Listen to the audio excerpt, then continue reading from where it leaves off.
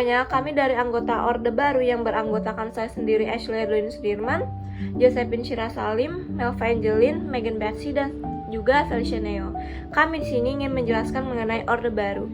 Jadi Orde Baru adalah sebutan pemerintahan di Indonesia yang berlangsung dari tahun 1996 hingga 1998 yang dipimpin oleh Presiden Soeharto. Nah, Orde Baru ini muncul setelah berakhirnya pemerintahan Orde Lama yang dipimpin oleh Presiden Soekarno. Nah, pemerintahan ini ditandai dengan stabilitas ekonomi dan juga pembangunan ekonomi yang pesat, namun juga dikritik karena korupsi, pelanggaran hak asasi manusia, dan juga otoritarianisme. Pada awalnya, Orde Baru berfokus pada stabilitas politik dan juga ekonomi, serta berupaya memulihkan kondisi Indonesia pasca 30 PKI. Namun, seiring berjalannya waktu, pemerintahan Orde Baru dikenal dengan pola otoritarianisme dan sentralisasi kekuasaan. Nah, di mana pemerintahan sangat mengontrol berbagai aspek kehidupan di masyarakat, termasuk kebebasan pers dan juga kebebasan berpendapat. Ciri-ciri utama dari Orde Baru itu yang pertama ada stabilitas politik dan juga keamanan. Jadi, pemerintahan Soeharto sangat menekankan stabilitas ekonomi untuk menerapkan pendekatan keamanan yang ketat dan juga sering menggunakan militer untuk menjaga ketertiban. Yang kedua, ada pembangunan ekonomi, yaitu berfokus pada pembangunan nasional melalui program-program ekonomi, investasi asing, dan juga peningkatan industri.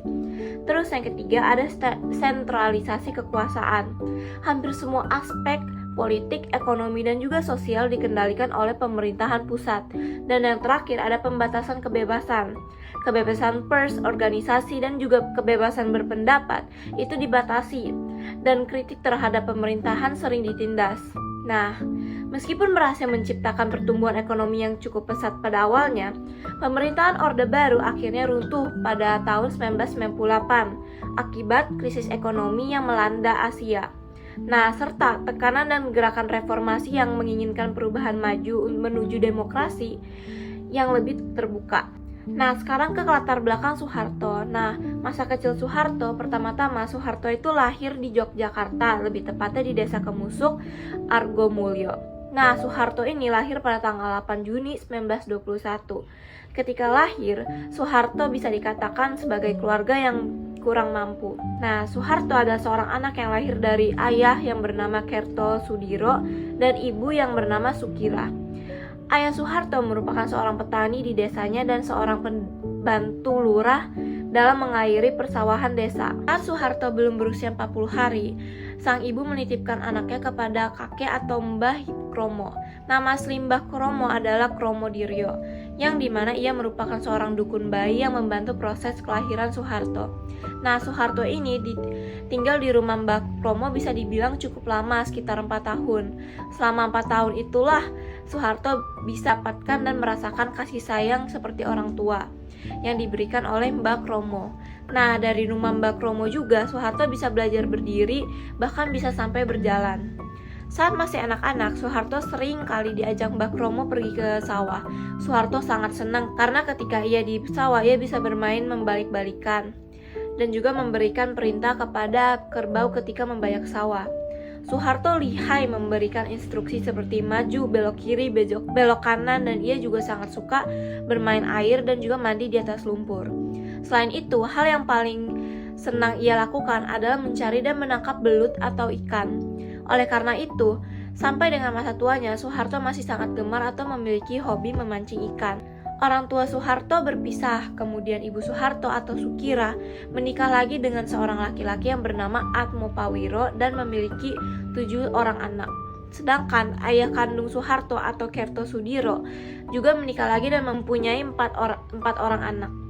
Nah, setelah sekian lama, kurang lebih dari 4 tahun tinggal bersama di rumah Mbah Kromo, sang ibu Soeharto atau Sukira mengambil anaknya dan dibawa pulang ke rumah ayah tiri Soeharto alias Atmopawiro. Nah, terkadang beberapa kali ayah kandung Soeharto datang untuk melihat keadaan anaknya, hingga pada suatu waktu Soeharto sangat senang kedatangan ayah kandungnya karena dibawakan seekor kambing. Saat berusia 8 tahun, Soeharto baru masuk sekolah dasar. Pada awal masuk sekolah, Soeharto bersekolah di sekolah dasar Puluhan Godean. Namun ketika ibu dan ayah tirinya pindah rumah ke Kemusuk Kidul, maka Soeharto juga pindah sekolah ke sekolah dasar Pedes. Kekhawatiran Kertosudiro atau ayah kandung Soeharto akan masa depan anaknya. Oleh karena itu, ia menitipkan Soeharto kepada keluarga Prawirowiharjo yang bertempat tinggal di Wuryantoro, Purwodadi, Jawa Tengah. Prawirowiharjo merupakan suami dari Adi Kertosudiro atau adik ipar Kertosudiro. Prawirowiharjo merupakan seorang mantri tani dan ayahnya adalah seorang pengusaha yang sudah terkenal, yaitu Sudwi Katmono. Saat tinggal bersama bibi dan pamannya, Soeharto sangat senang karena sering sekali diajak ke sawah oleh pamannya, sehingga ia perlahan-lahan bisa mengerti seluk-beluk tentang dunia pertanian.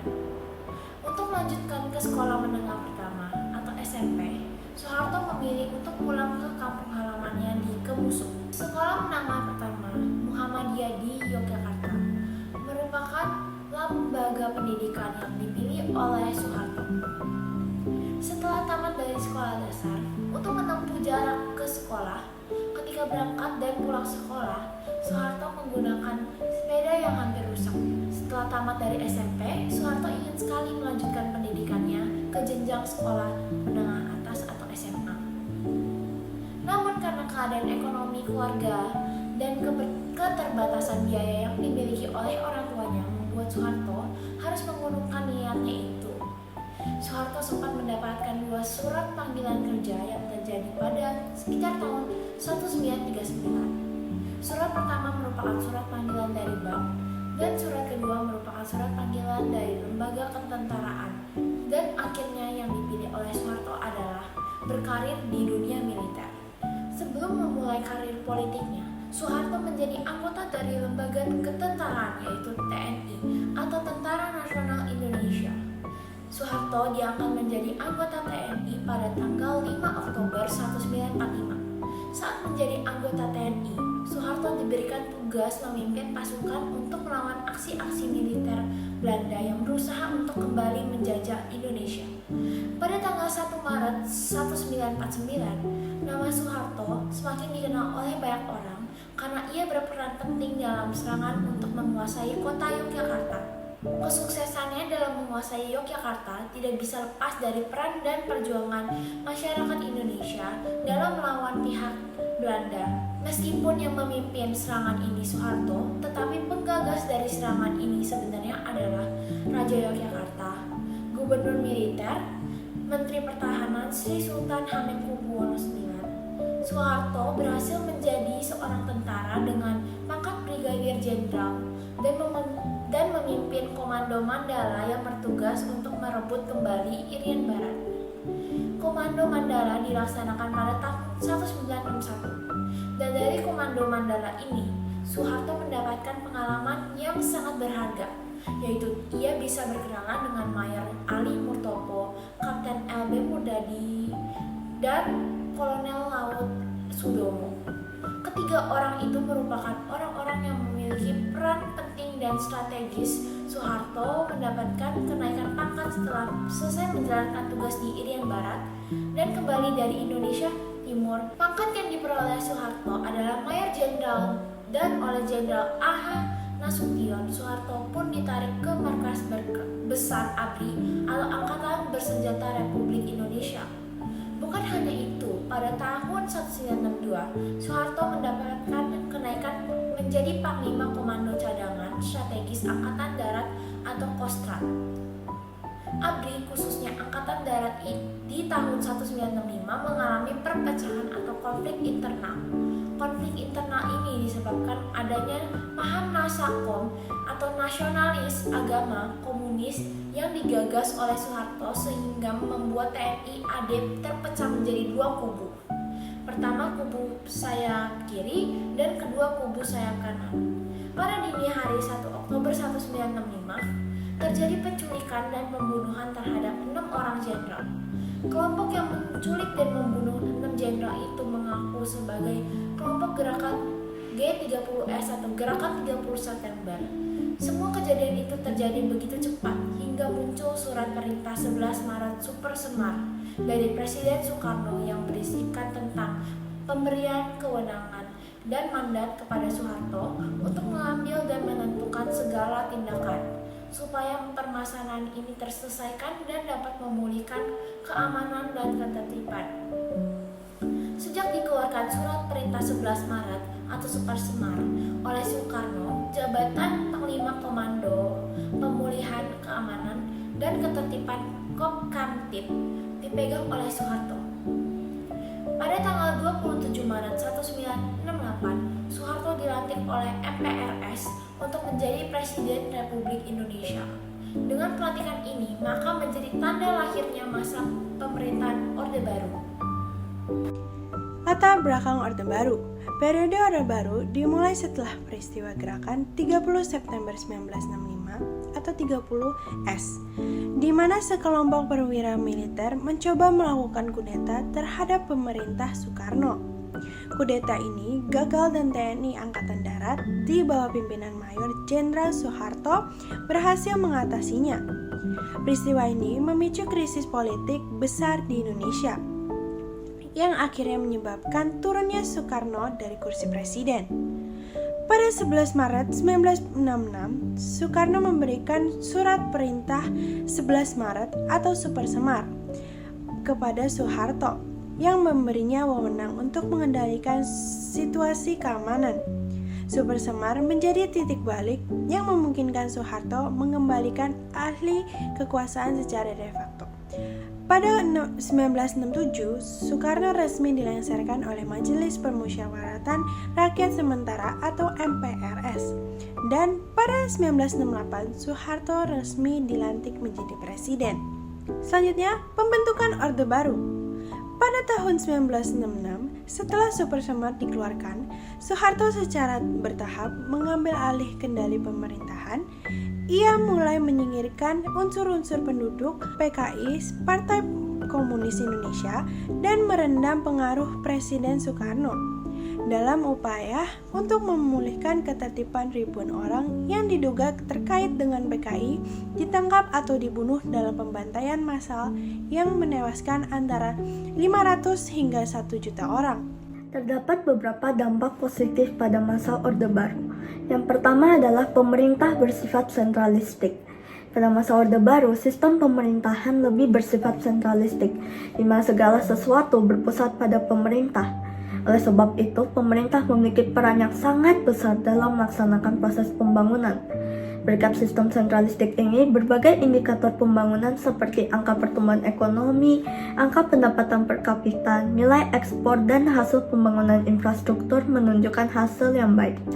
Hal ini dibuktikan dengan angka rata-rata pertumbuhan ekonomi Indonesia yang pernah mencapai sekitar 7,7% per tahunnya. Dampak positif yang kedua adalah pemilu dilaksanakan. Pemilu pertama pada masa Orde Baru dilaksanakan pada 5 Juli 1971. Pemilu ini diselenggarakan berdasarkan ketetapan MPRS nomor 11 tahun 1966 yang seharusnya dilaksanakan paling lambat pada 6 Juli 1971. Namun, Presiden Soeharto menyatakan pemilu tidak dapat dilaksanakan sesuai waktu yang ditentukan. Oleh sebab itu, MPRS mencatat ulang pemilu yang jatuh pada 5 Juli 1971. Selama periode Orde Baru, tercatat bahwa pemilu dilaksanakan 6 kali, yakni pada 1971, 1977, 1982, 1987, 1992, dan 1997. Bagian dampak yang ketiga yaitu menstabilkan kondisi politik. Pada masa Orde Baru, Presiden Soeharto menerapkan kebijakan fusi partai politik atau penyederhanaan partai pada 1973. Berikutnya adalah dampak negatif dari Orde Baru. Yang pertama adalah banyak terjadi pelanggaran hak asasi manusia. Contoh pelanggaran hak asasi manusia seperti serangkaian penembakan misterius, peristiwa Tanjung Priok, dan pembungkaman aktivis. Peristiwa tersebut banyak memakan korban jiwa dan menimbulkan kekhawatiran bagi sebagian besar masyarakat Indonesia. Kemudian dampak negatif yang kedua adalah maraknya KKN.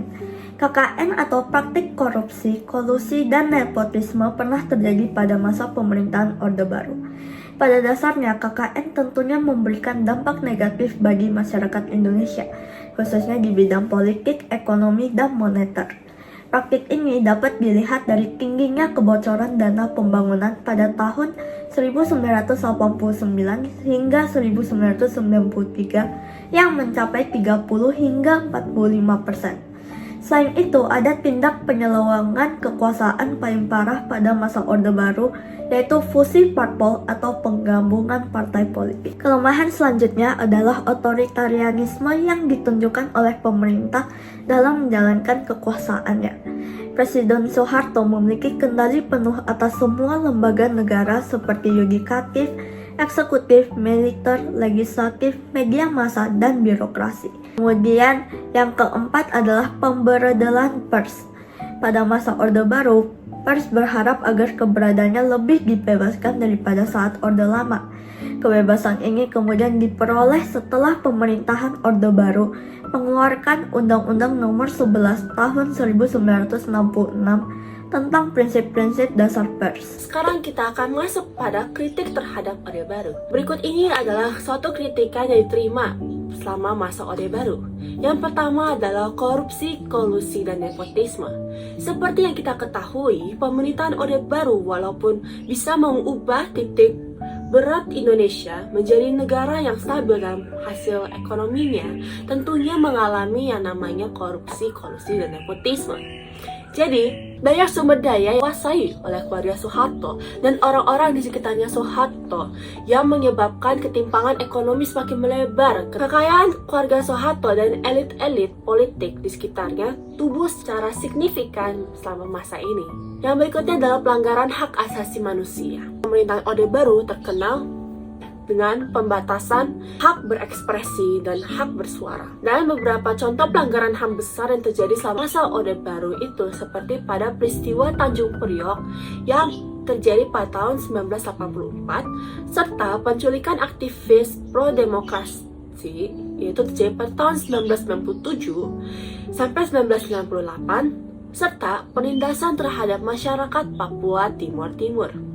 Krisis ekonomi yang berikutnya itu terjadi pada tahun 1977 sampai 1998. Nah, akhir dari pemerintahan Soeharto terjadi setelah Indonesia dilanda oleh krisis ekonomi Asia pada tahun 1997. Jadi, fase itu semakin besar, banyak sekali keruntuhan, sekali yang terjadi kebangkrutan dan ketidakstabilan politik, sehingga pada saat yang sama ada tuntutan reformasi pada tahun 1998 dari masyarakat dan gerakan mahasiswa semakin menguat.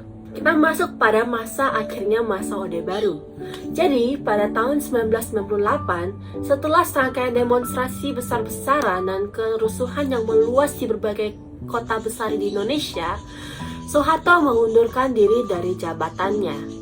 Pengunduran diri Soeharto menandai berakhirnya Orde Baru dan dimulainya era reformasi di Indonesia, yang ditandai dengan upaya untuk melakukan perubahan besar dalam sistem politik dan pemerintahan, termasuk desentralisasi kekuasaan, reformasi hukum, dan pemberantasan korupsi. Era Orde Baru meninggalkan warisan yang campur aduk, di mana pencapaian ekonomi yang signifikan harus dibayar dengan pengorbanan besar dalam bidang kebebasan politik, demokrasi, dan hak asasi manusia. Runtuhnya Orde Baru dipicu oleh beberapa faktor utama. Yang pertama adalah krisis ekonomi Asia. Krisis finansial Asia pada tahun 1997 sampai 1988 sangat mempengaruhi perekonomian Indonesia. Nilai rupiah merosot tajam menyebabkan inflasi tinggi, kebangkrutan bisnis, dan meningkatnya angka pengangguran serta kemiskinan dengan kondisi ekonomi yang memburuk. Dan sehingga akhirnya memperlemah legitimasi pemerintahan Soeharto. Yang berikutnya adalah ketidakpuasan rakyat dan demonstrasi mahasiswa. Krisis ekonomi memperparah ketidakpuasan masyarakat terhadap pemerintahan yang dianggap korup dan otoriter. Mahasiswa di seluruh Indonesia turun ke jalan untuk menuntut reformasi politik ekonomi, dan pengunduran diri Soeharto. Aksi-aksi demonstrasi mencapai puncaknya pada tahun 1988 bulan Mei. Berikutnya adalah krisis politik dan kehilangan dukungan elit. Soeharto mulai kehilangan dukungan dari elit politik, militer, dan anggota kabinetnya. Banyak tokoh yang mulai mendesak perubahan dan menyatakan dukungannya terhadap gerakan reformasi. Ketidakpuasan terhadap korupsi dan nepotisme yang melekat pada pemerintahan Soeharto juga memicu krisis kepercayaan terhadap rezimnya. Yang terakhir adalah tragedi dan kerusuhan Mei 1998. Kerusuhan besar di Jakarta dan kota-kota lain pada Mei 1988 menyebabkan kerusakan besar termasuk kerusakan toko-toko, kekerasan ramai, kekerasan rasial, dan ketegangan sosial yang tinggi. Kerusuhan ini semakin mempertegas krisis nasional dan mendorong Soeharto untuk mundur. Sehingga akhirnya pada tanggal 21 Mei 1988, Soeharto secara resmi mengundurkan diri dari jabatannya sebagai presiden dan wakil presidennya, B.J. Habibie, mengganti Soeharto menjadi presiden. Dengan hal ini, akhirnya masa Orde Baru berakhir.